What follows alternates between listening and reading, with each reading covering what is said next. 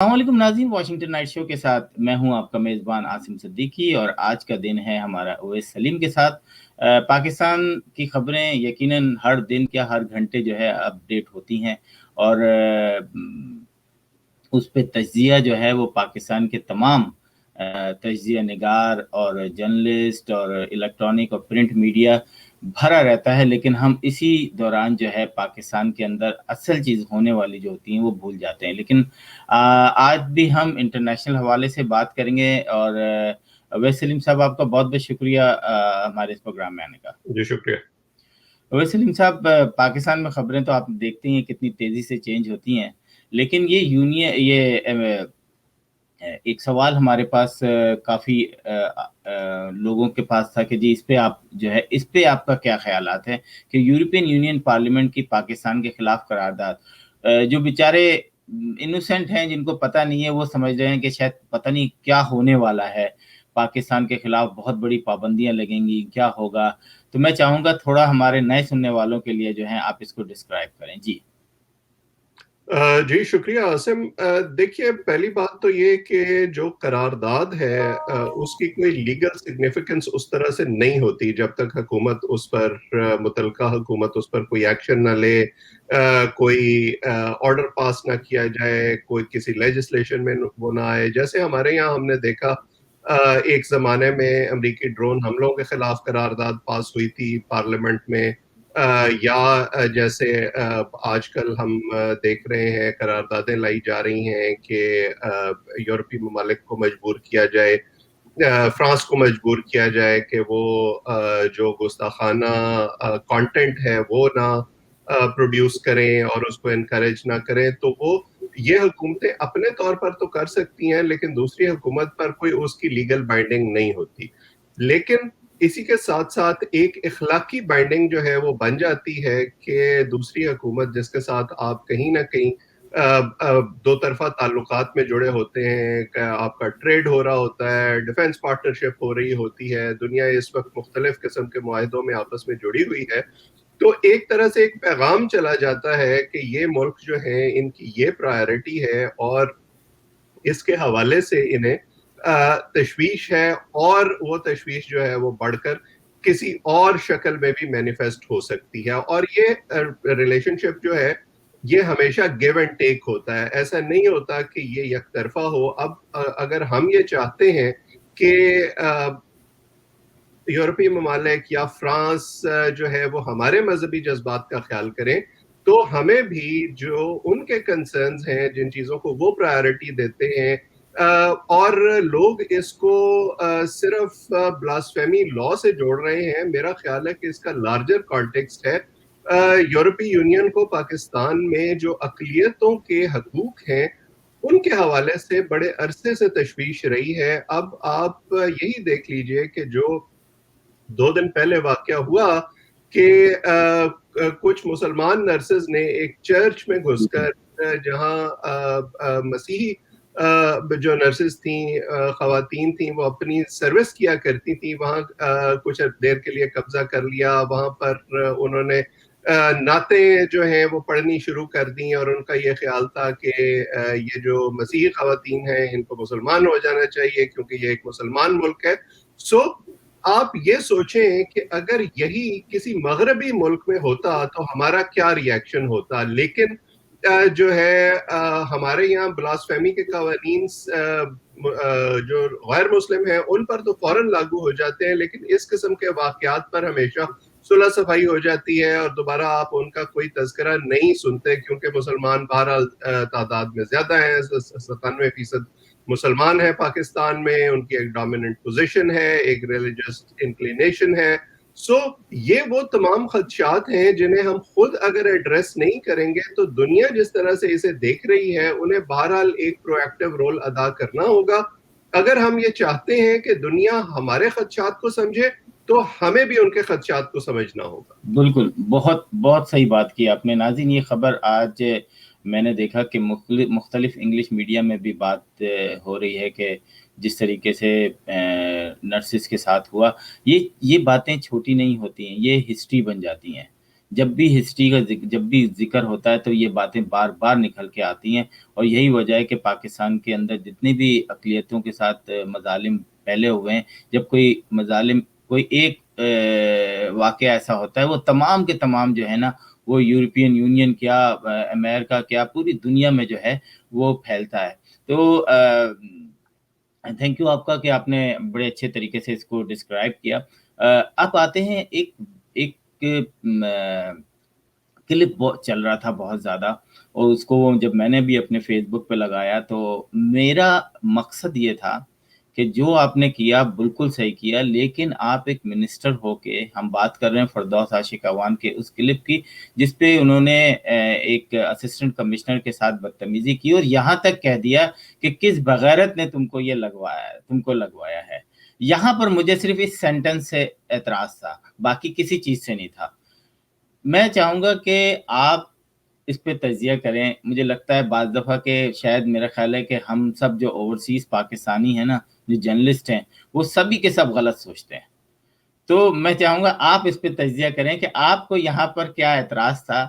فردوس عاشق اعوان ماضی میں بہت گندی گندی باتیں کہتی آ رہی ہیں اپنے مخالف جماعتوں کو، یہاں تو انہوں نے اپنی ہی جماعت کو جو ہے نشانہ بنا دیا۔ جی دیکھیں، مسئلہ یہ ہے کہ ہمارے یہاں پولیٹیکل پولرائزیشن اتنی ہو چکی ہے کہ ہم اس لینس سے ہر چیز کو دیکھتے ہیں اور آبجیکٹیولی اس کو اینالائز نہیں کر پاتے۔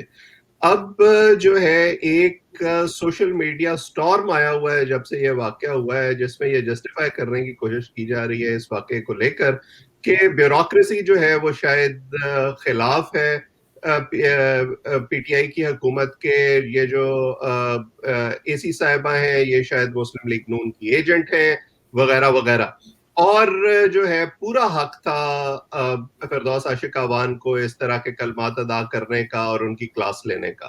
میں ایسے تمام لوگوں سے صرف ایک بنیادی سوال پوچھنا چاہتا ہوں کہ آپ اپنی ڈے جاب میں جہاں کام کرتے ہیں، جن دفتروں میں جاتے ہیں، کیا آپ یہ پسند کریں گے کہ آپ کا ورک سپروائزر جو ہے وہ آپ سے اس قسم کی گفتگو کرے اور اس قسم کے الفاظ آپ کے لیے استعمال کرے؟ اور یہاں پر تو فردوس عاشق اعوان جو ہے وہ ٹیکنیکلی ورک سپروائزر بھی نہیں ہے اے سی صاحبہ کی۔ ڈسٹرکٹ ایڈمنسٹریشن جو ہے اس کی ایک چین آف کمانڈ ہے، اس کی اپوائنٹنگ اتھارٹی جو ہے وہ چیف منسٹر ہے، اور اگر آپ کو کسی حوالے سے ان کے ساتھ شکایات بھی ہیں تو ان شکایات کو ٹیک اپ کرنے کا، اس پر ایکشن لینے کا، ایون آپ ایسے افسران کو جن کے بارے میں آپ کا خیال ہے کہ وہ اپنی ذمہ داریاں صحیح طریقے سے ادا نہیں کر رہے، نوکری سے بھی نکال سکتے ہیں۔ ڈسمسل فرام سروس کے قوانین ہمارے یہاں موجود ہیں اور کئی افسران کے خلاف وہ استعمال کیے جا چکے ہیں ماضی میں۔ تو ہر کام کو کرنے کا ایک صحیح طریقہ ہوتا ہے، ایک غلط طریقہ ہوتا ہے۔ میرا خیال یہ ہے کہ غلط طریقہ جہاں بھی استعمال کیا جائے گا، آپ جس طریقے سے بھی اس کو سپن دینے کی کوشش کریں، آپ اس کو جسٹیفائی نہیں کر سکتے۔ لیکن فردوس عاشق اعوان صاحبہ ظاہر ہے ایک پولیٹیشین ہے، اور ہم نے ان کا ٹریک ریکارڈ دیکھا ہے کہ انہیں کنٹروورسی پیدا کرنا، انہیں کیمرہ کے سامنے رہنا، انہیں خبروں میں رہنا آتا ہے۔ ایک ایسے دن جس دن عمران خان صاحب اسلام آباد میں نکلے ہوئے تھے اسٹالز کا دورہ کرنے کے لیے، انہوں نے اپنے لیے جو ہے وہ لائم لائٹ پیدا کر لی، اور وہ شاید عمران خان سے زیادہ خبروں میں اور سوشل میڈیا میں ڈسکس۔ بالکل بالکل میرا یہ خیال ہے کہ اگر کوئی غلطی تھی اے سی صاحبہ کی، میں اس کو ڈیفینڈ نہیں کر رہا، تو اس کو جو متعلقہ قوانین ہیں ان کے تحت ٹیک اپ کیا جانا چاہیے تھا۔ یہ کوئی طریقہ نہیں ہے کہ آپ اپنے غلط ایکٹ کو جسٹیفائی کرنے کی کوشش کریں، بار بار یہ کہہ کے کہ دیکھیں بیوروکریسی بھی تو غلط کرتی ہے، یا ہم سے پہلے والے حکمران بھی غلط کر رہے تھے۔ بالکل بالکل، یہ ایک لطیفہ بن گیا ہمارے لیے بھی کہ آپ لوگوں کو یاد ہوگا کہ الطاف حسین رات کو اب آتے ہیں ایک بہت امپورٹنٹ موضوع پر کہ ہمارے پی ٹی آئی کے جو ہیں کچھ لوگوں نے بات کی کہ اسمبلیاں توڑی جا سکتی ہیں اگر ہمارے کام میں دخل اندازی کی گئی، اور اس کے بعد ہم نے دیکھا کہ پاکستان کے سب سے بڑے مشہور صحافی، جن کو ہر جگہ جو ہے ہم نے دیکھا کہ اعلیٰ مقام پر بھی ہیں اور تعلقات بھی ان کے بہت زیادہ ہیں، انہوں نے بھی کل اعلان کیا کہ جناب میرے پاس اندر کی خبر ہے کہ حکومت 5 سال نہیں چلائی جا سکتی. یہ صابر شاکر کی بات کر رہا ہوں میں آپ کو. کیا کہیں گے؟ دیکھیں عاصم، اس معاملے کے دو پہلو ہیں. پہلی بات تو یہ ہے کہ جہاں سے یہ سارا معاملہ کھڑا ہوا چند دن پہلے جب اسد عمر صاحب سے انٹرویو کیا گیا اور اس میں ان سے ایک سوال کیا گیا، اس سوال کے جواب میں انہوں نے اس کا ویسے ہی ہائپوتھیٹیکل جواب دے دیا اور اس پر قیاسآرائیاں شروع ہو گئیں. لیکن کیا اسد عمر صاحب نے یہ پہلی دفعہ کہا؟ ہم اگر آپ کو یاد ہو تقریباً 1.5-2 برس پہلے جب عمران خان صاحب نے کچھ اینکرز کو بلایا تھا ملاقات کے لیے اور وہ اس کی ویڈیو بھی ہم نے دیکھی تھی، اس میں صابر شاکر صاحب کے سوال کے جواب میں ہی عمران خان صاحب نے یہ کہا تھا کہ اگر مجھے اسمبلیاں توڑنی پڑی تو میں توڑ دوں گا، اور وہ بار بار اس کا اظہار کرتے رہتے ہیں. ابھی سینٹ کے الیکشن سے پہلے بھی اسی طرح کی خبریں نکلی، اور میں اس کو اس طرح سے ریڈ کرتا ہوں کہ وہ ایک طرح سے اپنے مخالفین کو یا ان طاقتوں کو جو ان کو لے کے آئی ہیں ایک تھریٹ دیتی ہیں کہ میرے پاس اسٹریٹ پاور ہے. کیونکہ جب وہ یہ بات کرتے ہیں اس کے ساتھ وہ یہ بھی کہتے ہیں کہ میں اپنے حامیوں کو نکل کر لے کر سڑک پہ نکل جاؤں گا. یعنی وہ یہ پیغام دینے کی کوشش کرتے ہیں کہ اگر مجھے نکالنے کی کوشش کی گئی تو زندگی آپ کے لیے بھی آسان نہیں ہوگی. لیکن کیا وہ واقعی ایسا کریں گے؟ میرا بنیادی سوال یہ ہے کہ ایک ایسا شخص جس نے اقتدار میں آنے کے لیے اتنے زیادہ کمپرومائزز کیے ہوں اور پچھلے 3 سال میں اقتدار کو بچانے کے لیے مزید کمپرومائزز کیے ہوں، کیا وہ اتنی آسانی سے اقتدار چھوڑ دے گا؟ مجھے نہیں لگتا کہ ایسا ہوگا، وہ اپنے طور پر ایسا فیصلہ کریں گے. اچھا، دوسرا پہلو یہ ہے کہ جو طاقتیں ان کو لے کر آئی ہیں جن پر یہ الزام لگتا ہے، کیا وہ کسی طرح سے ان کا ہینڈ فورس کر سکتی ہیں؟ کیا وہ کوئی ایسی کارروائی کر سکتی ہیں جس کی وجہ سے کوئی ان ہاؤس چینج آ جائے یا اسمبلیاں توڑنا مجبوری ہو جائے، جیسے ہم نے دیکھا کہ یوسف رضا گیلانی کے سینٹ الیکشن میں ہوا کہ کچھ لوگ جو ہیں وہ ادھر سے ادھر ہو گئے اور بازی پلٹ گئی، حالانکہ حکومت کا نمبر جو تھا وہ زیادہ تھا. اگر ایسا ہوا تو کیا پھر عمران خان صاحب چپ کر کے بیٹھے رہیں گے؟ کیا پھر وہ اپنے حامیوں کو گیلونائز کرنے کی کوشش نہیں کریں گے؟ میرا تو یہ خیال ہے کہ اس طرح سے اگر ایسا کیا گیا تو ایک طرح سے ان کو ہیرو بننے کا موقع دیا جائے گا. ان کو یہ پاسبلٹی پیدا ہو جائے گی کہ وہ اپنے حامیوں کو یہ کہہ سکے کہ دیکھیں مجھے تو انہوں نے کام ہی نہیں کرنے دیا، جیسے پیپلز پارٹی اور مسلم لیگ نون کی حکومتیں 90 کی دہائی میں کیا کرتی تھیں. اور اگر اس کے بعد الیکشن ہوتے ہیں تو مجھے لگتا ہے کہ شاید ان کو زیادہ ووٹ ملے پہلے سے، وہ جو سمپتھی فیکٹر ہے وہ بھی ساتھ ایڈ ہو جائے گا. یہ ساری چیزیں ہمیں مد نظر رکھنی پڑیں گی. مجھے ذاتی طور پر ایسا نہیں لگتا کہ اسمبلیاں توڑنے کی کوئی جو انڈیکیشن ہے وہ اس وقت ہے. اسپیکولیشن شاید زیادہ ہے لیکن حقیقت سے اس کا اتنا تعلق نہیں ہے. بالکل. ناظرین، اس پروگرام کا آخری سوال بہت امپورٹنٹ سوال. ہمیں ٹرک کی اس بتی کے پیچھے ہر سال کیا ہر آنے والا حکمران لگا دیتا ہے، اور یہی بات جو ہے پی ٹی آئی نے بھی کی. یعنی جو اوورسیز پاکستان کے جو ووٹس ہیں ان کو کس طریقے سے وہ ووٹ ڈال سکتے ہیں. اور پھر جو الیکٹرانکس ووٹنگ سسٹم ہے، الیکٹرانک ووٹنگ سسٹم جو ہے وہ تو پاکستان میں ہمارے جو تو کچھ تجزیہ نگار ہیں انہوں نے تو یہ کہہ دیا کہ وہاں چل ہی نہیں سکتے. پھر تو بہت آسان ہو جائے گی چیٹنگ کرنا، کیونکہ ادارے جو ہیں وہ مضبوط ہے ہی نہیں، اور ان کو بڑے آرام سے جو ہے وہ تبدیل کیا جا سکتا ہے، چینج کیا جا سکتا ہے جو رزلٹ ہیں. میں چاہوں گا کہ اویس سلیم صاحب جو ہیں وہ اپنے تجربے، کیونکہ وہ امریکہ میں اتنے عرصے سے ہیں اور یہاں کا ووٹنگ سسٹم بھی دیکھا، انہوں نے انڈیا کا ووٹنگ سسٹم بھی دیکھا ہے، اور اب پاکستان میں اس طرح کی چیزیں چل رہی ہیں ہوائیں. میں چاہوں گا کہ اویس صاحب اس پہ آپ تھوڑا سا تجزیہ کریں. اصل میں نے اس مسئلے کو جب سے اس پر بحث شروع ہوئی ہے میں نے پڑھنے کی کوشش کی ہے، میں نے جاننے کی کوشش کی ہے کہ اصل صورتحال ہے کیا. دیکھیے اس وقت پوری دنیا میں 26 ممالک ایسے ہیں جہاں پر الیکٹرانک ووٹنگ کا سسٹم موجود ہے.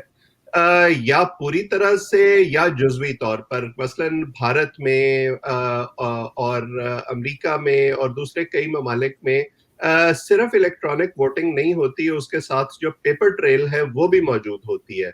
और उसकी बुनियादी वजह ये है कि जब आप सारा इन्हिसार सिर्फ टेक्नोलॉजी पर करेंगे तो उस सिस्टम को हैक करना आसान हो जाता है। सिस्टम की जो खराबियां हैं वो अगर एन मौके पर सामने आ जाए तो आपके पास कोई बैकअप प्लान नहीं होता, और उसके बाद अगर इलेक्शन के सैंक्टिटी पर कोई सवाल उठे, अगर धांधली के सवाल उठे, तो आपके पास उसको चेक करने का, इलेक्शन का ऑडिट करने का भी मैकेनिज्म कोई नहीं होता, कोई बैकअप प्लान नहीं होता। अब हमें ये सवाल करना चाहिए कि अगर पूरी दुनिया के मेरा ख्याल है 190-192 ममालिक हैं, अगर उनमें से सिर्फ 26 ममालिक जो है वो ये सिस्टम इस्तेमाल कर रहे हैं, तो बाकी जो डेवलप्ड मुल्क हैं, बाकी जो तरक्की याफ्ता मुल्क हैं, वो ये सिस्टम इस्तेमाल क्यों नहीं कर रहे? मसलन अमेरिका में जो सिस्टम राइज है और अमेरिका का सिस्टम भारत से मुख्तलिफ है, लेकिन यहाँ भी वक्तन फवक्तन जो है वो ऐसे वाकयात सामने आते रहते हैं जिसमें पता चलता है कि वोटिंग मैनिपुलेशन हुई है। जैसे सेनेट के एक इलेक्शन में हमने देखा कि बेटी ओरोर्की के जो वोट थे वो उनके मुखालिफ कैंडिडेट को पोल हो रहे थे, और इसी तरह और फिर उस इलेक्शन को कालादम करना पड़ा कुछ कॉन्स्टिट्यूएंसीज में। इंग्लैंड ने इस सिस्टम को पायलट करने के बाद ये फैसला किया कि वो इसको इस्तेमाल नहीं करेंगे। भारत में उन्होंने जो इलेक्ट्रॉनिक वोटिंग मशीन है वो खुद बनाई है, लेकिन उसके बावजूद बड़े तहफ़्फ़ुज़ात हैं पूरी दुनिया को, ख़ास तौर पर जो एकेडमिक्स और रिसर्चर्स इस मामले को देखते हैं इंडिपेंडेंटली, कि भारत ने अपना डेटा, अपना सिस्टम किसी के साथ शेयर नहीं किया है कि उसको इंडिपेंडेंटली वेरीफाई किया जा सके कि वो कितना फूल प्रूफ है। सो उस पर भी जब भी इलेक्शन होते हैं तो धांधलियों के कई इल्जामात लगते हैं। सबसे बड़ी बात यह है कि टेक्नोलॉजी अपनी जगह एक जो है वो सोल्यूशन तो हो सकती है, लेकिन उस सोल्यूशन को आप किस तरह से इस्तेमाल करते हैं, और उसको इस्तेमाल करने वाले जाहिर है वो लोग होंगे जो मशीनें इस्तेमाल करेंगे, जो बटन दबाएंगे।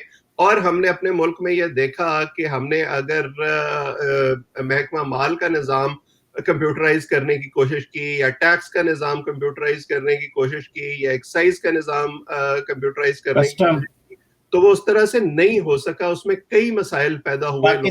कस्टम जो है वो अभी तक आप देखें कि उस तरीके से कंप्यूटराइज नहीं किया। हमारे एक बड़े अच्छे दोस्त हैं जो कि आजकल कनाडा में रहते हैं, उन्होंने बताया कि किस तरीके से उन्होंने कोशिश की तो फिर उन पे इल्जामात लगा के जेल भेज दिया गया। बिल्कुल।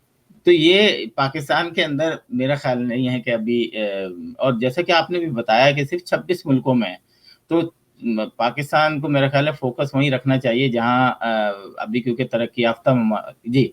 और आखिरी बात मैं ये करना चाहता हूँ कि हमारे मुल्क में बुनियादी मसला जो इलेक्शन में धांधली का होता है वो ये नहीं होता कि वोट जो है वो इलेक्ट्रॉनिकली पड़ते हैं या मैनुअली पड़ते हैं।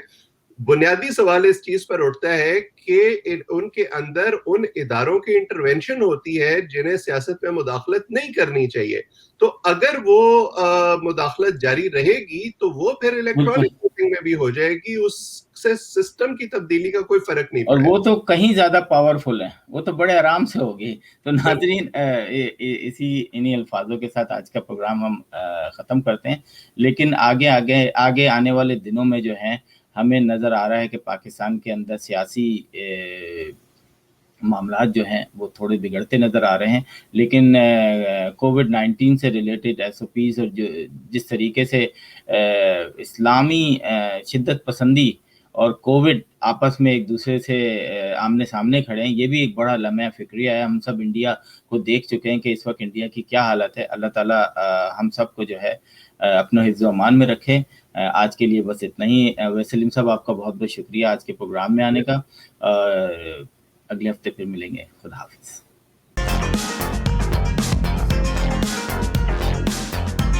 Washington Night Show with Asim Siddiqui.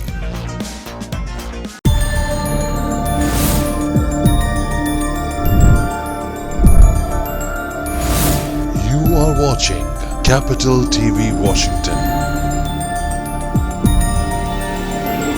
The best South Asian TV channel in North America.